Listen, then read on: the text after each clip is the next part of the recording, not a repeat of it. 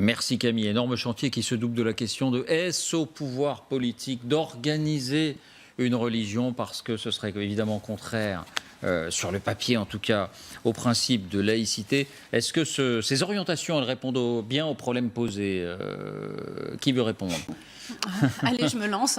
Allez-y, Julie. Non, alors, il n'est pas question pour l'État d'organiser, bien sûr, il n'aurait pas du tout qualité pour organiser une religion. En revanche, là, on voit qu'il donne les moyens et qu'il incite les musulmans de France à se prendre en main eux-mêmes pour organiser des structures qui les représentent. Vous allez me dire, on a déjà essayé 3 fois, ça n'a pas marché. Ce n'est pas une raison pour ne pas essayer une 4e fois.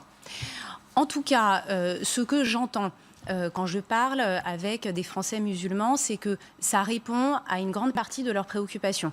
Aujourd'hui, beaucoup de Français musulmans, en effet, déplorent la manière dont les musulmans sont vus en France, qui ne rend pas justice aux trajectoires de réussite professionnelle considérables de beaucoup d'entre eux, et de plus en plus, et ils souhaitent voir émerger véritablement un islam de France.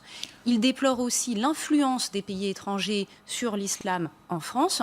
Ils déplorent l'opacité des flux financiers, que ce soit dans le halal, dans l'organisation des pèlerinages à la Mecque, bref, dans beaucoup de choses. Et ils sont tout à fait favorables également à être représentés par des imams en lesquels ils ont confiance et qui valorisent leur communauté, oui, parce qu'ils parlent bien, parce qu'ils représentent de manière fière leur communauté. La question aussi, c'est